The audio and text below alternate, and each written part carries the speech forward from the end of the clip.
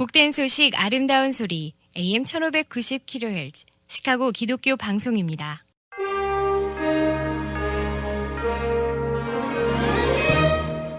여러분 안녕하십니까? 9월 8일 화요일 KCBS 헤드라인 뉴스입니다.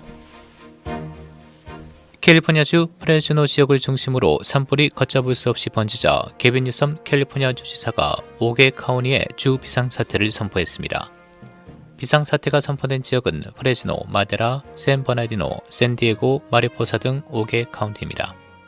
지난 4일 밤부터 시작된 산불 크릭파이어는 약 45,000에이커로 번져 캘리포니아주 중부 프레즈노 지역 도로가 봉쇄됐고 주민들이 긴급 대피했습니다.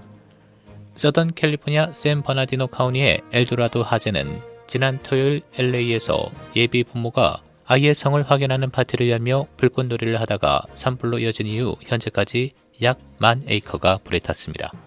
캘리포니아주의 산불은 지금까지 무려 200만 에이커에 달하는 역사상 최대 피해를 낸 것으로 집계된 것으로 알려졌습니다. 캘리포니아주 전역에서는 지난 3주 동안 발생한 산불로 인해 건물 3,300여 채가 파손되고 8명이 사망했습니다. 콜로라도 덴버가 100도에 육박하는 폭염이 덮친 직후 다시 폭설이 예보되는 등 기상이변이 나타나고 있습니다. 국립기상청은 덴버의 기온이 하루 만에 급강하해 폭설을 동반한 겨울 폭풍이 불어닥칠 것이라고 예보했습니다. 오늘 밤 덴버의 최저기온은 30도까지 떨어지고 3에서 7인치의 눈 적설량을 기록할 것이라며 강풍을 동반한 폭설과 기록적인 추위가 예상된다고 밝혔습니다. 덴버의 지난 주일과 어제는 각각 97도와 93도를 기록했습니다. 덴버에서 9월에 눈이 관측된 것은 지난 2000년 이후 20년 만입니다. 미 대선 투표일 이전에 코로나19 백신이 보급될 수 있는 날을 두고 공방전이 가열되고 있습니다. 트럼프 대통령은 어제 백악관에서 자신이 그동안 여러 차례 선거 이전에 보급을 약속했던 코로나19 백신에 대해 민주당이 오직 정치적 이득을 노리고 헐뜯기 작전을 펴고 있다며 강력히 비난했습니다. 트럼프 대통령은 백악관 기자회견에서 그들이 하는 말은 우리 미국을 위해서 너무나 위험한 발언이다며 하지만 백신은 아주 안전하고 매우 효과가 좋다고 다시 한번 강조했습니다. 민주당 조 바이든 대선 후보는 어제 만약 내가 대통령이 되는 영광을 얻는다면 역대 가장 강력한 노동 대통령이 되겠다며 노동자 표심 잡기에 나섰습니다.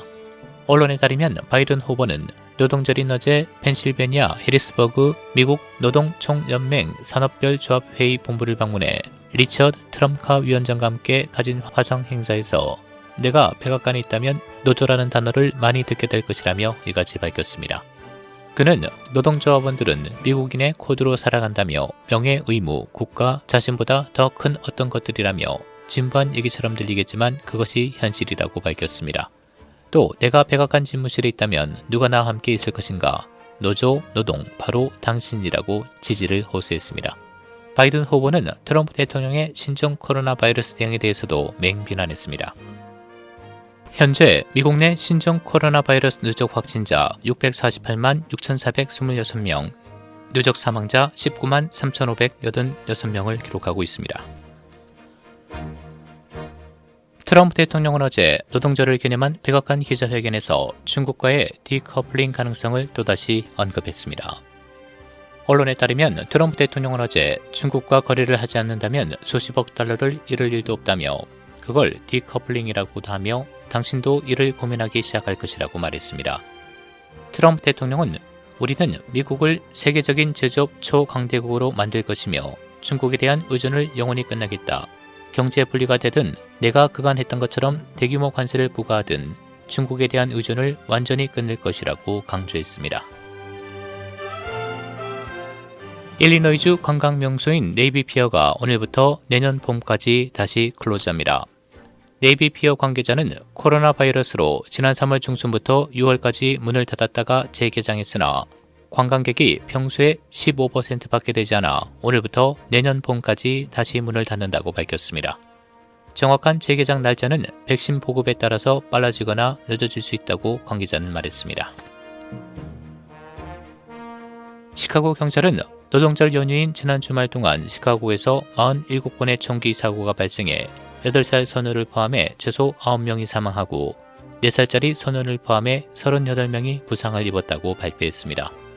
8살 소년은 어제 저녁 6시경 어머니와 다른 2사람과 함께 차를 타고 가다가 범인이 차 안에 있는 사람들에게 총을 쏘는 바람에 중상을 입고 병원으로 옮겨졌으나 소년은 죽고 다른 사람들은 모두 중태라고 발표했습니다. 노동절 휴일인 어제 일리노이주 1일 신규 확진자는 1381명, 사망자 8명 추가돼 현재 누적 확진자 25만 2889명, 누적 사망자는 8398명을 기록하고 있습니다.